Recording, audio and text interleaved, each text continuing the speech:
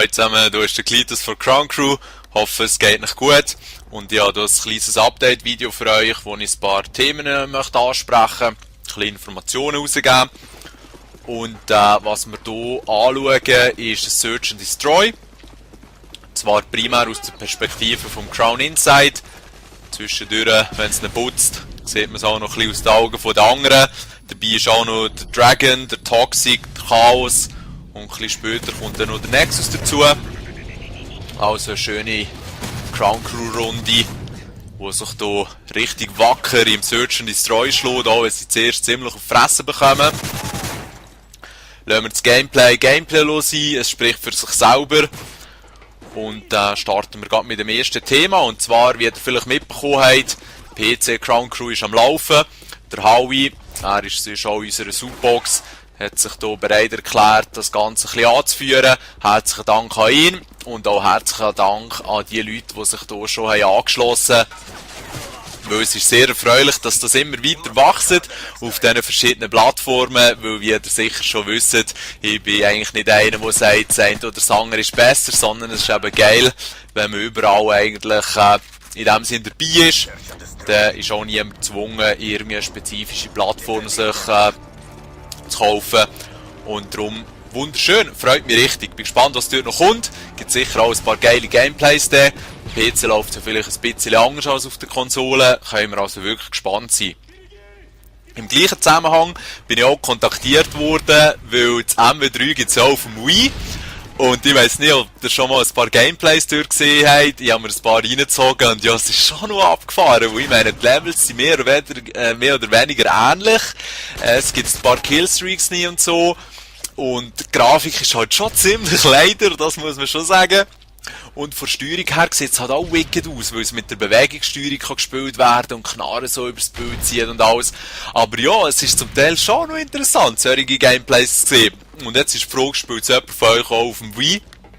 Und wäre dort auch ein Interesse vorhanden, so etwas mal zu starten auf dieser Plattform. Ja, bin gespannt, was da zusammenkommt.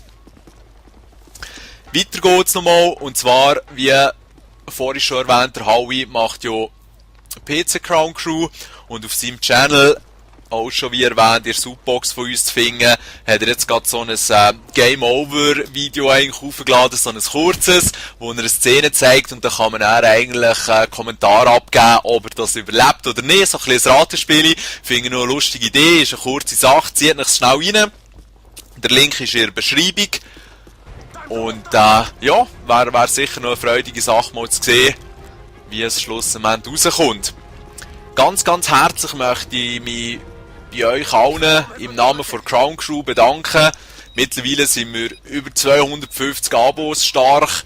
Das zeigt doch auch, dass definitiv ein Interesse in der Schweiz vorhanden ist, so etwas auch sich anzuhören, sich so etwas reinzuziehen.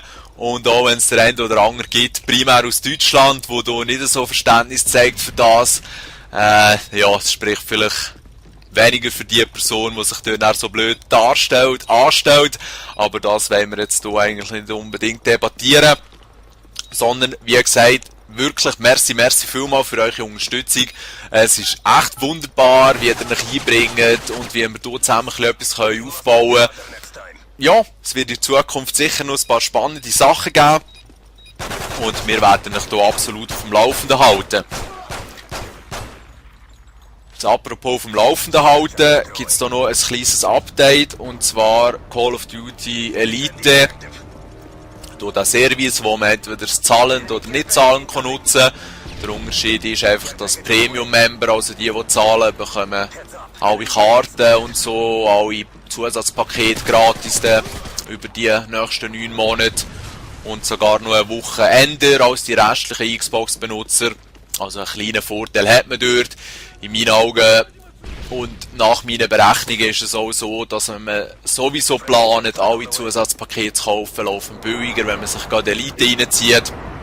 Und die sich Sorgen machen, ob man dann Karten noch behalten kann, wenn man Elite nicht mehr weiterzahlt, ich denke, die kann man beruhigen, weil es wäre eine absolute Frechheit, meine, wenn eine Elite irgendwie ins Wasser geht und sich das Teil nicht wirklich lohnt und irgendwie 2 Uhr abgeschaltet wird, dann müssen sie auch etwas parat haben, damit man die Maps gleich noch zocken kann in 5 Jahren, wenn man wieder mal ein MW3 spielen will, weil man sich noch mal daran erinnern, wie sau overpowered die hohe FMG 9 ist. Und ja, darum würde ich mir da nicht so Gedanken machen und mal ganz ehrlich, wie viel ist das Teil, 50er oder 60er im Jahr? Also wenn ihr das schnell auf einen Monat umrechnet, dann 5 lieber, klar, gewisse von euch verdienen glaube ich noch keine Rappen, aber mit ein bisschen Sachgeld und so und überlegt euch mal 5 Steine im Monat, das kann man eigentlich schon noch herlegen. Wirklich viel bringen tut es nicht. Ausser etwas, und das ist jetzt eben noch ein wichtiger Punkt. Man kann ja auf Call of Duty Elite auch so Clans bilden. Das haben wir auch schon gemacht, aber das sind wir nicht wirklich am Pushen, weil die Sache ist einfach die, nur Premium-Mitglieder können momentan Erfahrungspunkte in diesen Clan reinbringen. Und zwar sind das 500 Erfahrungspunkte, die man hat bekommen, wenn man ist Premium-Mitglied wurde. Und das ist der einzige mögliche Grund im Moment, eigentlich den Clan aufzuleveln. Wieso aufleveln? Man kann auch eigene Emblems, glaube ich, machen, farbiges Clan-Tag und so Gespässli halt, also noch nett. Dann hat man sich überlegt, jo, gibt es eine andere Möglichkeit, den Clan aufzuleveln? Und da muss man bis heute sagen, leider nicht. Auf der Elite-Seite steht, ja, es kommt etwas, dieses und jenes, bla, aber das haben sie noch nicht zu Laufen gebracht, leider. Und von dem her, muss ich sagen, ein bisschen schade, ein bisschen mühsam, aber darum wird dort auch nicht viel Energie verschwendet. Es wird dann auch sein, dass nur der Clan-Leader, also der Clan hat eröffnet, sein Team, sein Clan oder unsere Crew, wie wir es nennen, anzumelden. Und das ist ja nicht so ein Problem, das kann ich dann schon jeweils vornehmen, wenn das Interesse besteht. Der Crown Swiss oder Spoiz, wie er auf der PS3 heisst, wird das sicher auch für PlayStation 3 Elite machen, und wie es mit dem PC aussieht, das müssen wir ja zuerst noch schauen. Das ist ein bisschen leid, dass sie das dort irgendwie nicht so zustande scheinen zu bringen. Dann geht es noch weiter. Es wird ja da irgendwann in der Zukunft mal Möglichkeiten geben. Das ist vermutlich wie Turnier oder die Herausforderungen, die man allein kann gewinnen und so, möglichst viele Flaggen einnehmen, möglichst viele Defenses, keine Ahnung, der geilste S-Mine-Kill oder was auch immer das alles für Schnissel ist. Dort ist es dann so, dass die ja auch auf Clan-Basis werden laufen, und die überlegen sich jetzt vielleicht, ja, was ist denn, wenn das mehr als 6 Spieler sind? Weil es können ja pro Team, gut bis aufs Ground War, aber es können ja eigentlich gleich nur eine gewisse Anzahl an Mitgliedern mitmachen. Was ist denn, wenn ein Clan 20 Mitglieder hat, haben die automatisch dann eigentlich mehr Punkte, weil alle zusammen addiert sicher auf mehr kommen als solche, die nur 6 sind. Dem ist aber fairerweise nicht so. Es ist nämlich so, dass wenn jetzt 20 in einem Clan an einem Wettbewerb teilnehmen, werden nur Punkte von den 6 Besten, was es da immer das Ziel ist zu machen, nur die werden zusammengerechnet. Und das ist eigentlich in meinen Augen eine sehr gute Sache, eine faire Sache. Weil so sind die Clans, die sich jetzt wirklich nur auf 6 beschränken, weil das ja für die meisten Spielmodi lenkt, sind die nicht benachteiligt, und die Grösseren haben auch noch so einen kleinen Wettbewerb vielleicht unter sich, wer jetzt hier am meisten Gas geben kann, und das ist schon so höher in meinen Augen, dass man auf gute Punkte kommt, weil man halt einfach schlicht mehr ist. Darum, wenn es dort irgendein Update gibt, wenn es dort endlich mal losgeht, tue ich dir gerne durchgeben, wie wir vorgehen wollen, was wir machen wollen. Aber bis zu diesem Zeitpunkt lohnt es sich eigentlich nicht gross, sich dort Gedanken zu machen. Ja, das ganze Elite-Zeug ist ein bisschen, keine Ahnung, unter einem schlechten Stern gestanden halt, mit Geschwindigkeitsproblemen am Anfang, oder dass es gar nicht ist gegangen und so. Aber das haben sie jetzt schon recht verbessert, auch die Stabilität. Ganzheitlich eigentlich von der Webseite. Es kackt nicht mehr so häufig ab, das Zeug.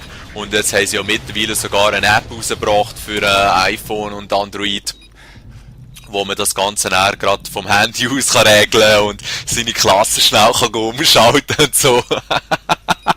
Und ja, ich finde es noch lustig. Ich meine, ob es denn wirklich gross genutzt wird, ist sicher fraglich. Hier kurz auf diesen wunderschönen Double-Kill hinweisen. Jeder, der sich jetzt schon bei der Betrachtung vom Gameplay überlegt hat, der ist ja hoher am Campen, wenn er Bomben gelegt hat, die müsst euch immer vor Augen führen, das ist Search and Destroy. Ja? Die haben eins Leben und das wollt ihr nicht unbedingt verschießen. Und es gibt nichts Dümmeres als Bomben zu platzieren in meinen Augen und dann wieder Rambo durchs Gebiet zu ziehen und währenddessen tut der Gegner Bomben diffusen. Und dann hast du eigentlich die Runde verloren. Darum immer eben darüber nachdenken, welchen Modus das man spielt, und in gewissen ist in meinen Augen sogar ein bisschen legitimiert, wenn man in gewissen Momenten ein bisschen an einem gut geschützten Ort verharren. Campen ist ganz etwas anderes. Ja, Sodeli, hier noch kurz eben auf das Thema abgeschweift. Und zurück nochmal zu dieser ganzen iPhone-App-Geschichte und so, wo man ja dann hier vielleicht nutzen kann. Probiert es mal aus, kostet ja nichts, schadet nichts. Und von dem her kann man das hier eigentlich relativ chillig nehmen. Schauen wir mal schauen, auf was das rausläuft mit diesen ganzen Weiterentwicklungen. Ich weiss nicht genau, bei Elite hat durch einen sogar irgendwie mit der Facebook-Seite das verlinkt, und dann werden dort vielleicht noch Updates rausgehen. So, I don't know. Es ist zwar nett, wenn man alles verlinken kann, aber sie sollte einfach in meinen Augen das Wesentliche nicht aus den Augen verlieren. Und das ist halt immer noch das Game. Und wie ihr im Video glitschige Sachen gesehen habt, hat es ja schon das eine oder andere gegeben. Und es gibt noch weitere Sachen, kommen immer wieder neue Sachen zutage. Und ja, das muss wirklich Freaks geben, die sich diesen Programmcode eigentlich durchstrahlen und das Zeug analysieren und auf irgendwelche Fehler schauen und probieren, dort irgendetwas auszutüfteln. Es ist spektakulär. Also ich finde, der dort am besten aber so Glitches rausfindet, der sollte sich effektiv engagieren. Weil dann könnt ihr so Zeug eigentlich von Anfang an gerade unterbringen. Aber ich denke, da ist Infinity Ward oder vor allem eben Activision auch ein bisschen zu fest an der Monete interessiert. Und dann tut man nur so viel investieren, wie es gerade unbedingt braucht, um die ganze Community einigermaßen zufrieden zu machen. Die ersten Gerüchte vom neuen Black Ops 2, wird es dann vielleicht heissen. Vielleicht hat es auch einen anderen Namen, vielleicht ist es etwas ganz anderes. Kann man auch schon sehr, sehr gespannt sein, weil Treyarch hat sich eigentlich recht entwickelt, muss ich sagen. Von denen, die das 3 gemacht haben, die sehr schräg war, anhand von Call of Duty Aspekten gesehen, bis eben zum Black Ops, wo sie viele Sachen geschnallt haben und auch gut auf die Community reagiert haben. Ja, das waren jetzt viele Themen gewesen, viele Updates, viele Texte. Ich hoffe, das gefällt euch. Ich kann sonst auch, wenn ihr wollt, lieber 3 Videos so etwas machen. Aber ich denke, so ist mir gerade wieder mal geputzt und gestrahlt und weiss, was läuft. Gratulation an Crown Crew Jungs hier. Schön gespielt. Vor allem der Insight, der ist richtig durchgedreht. Respekt. Macht's gut. Schönen zusammen.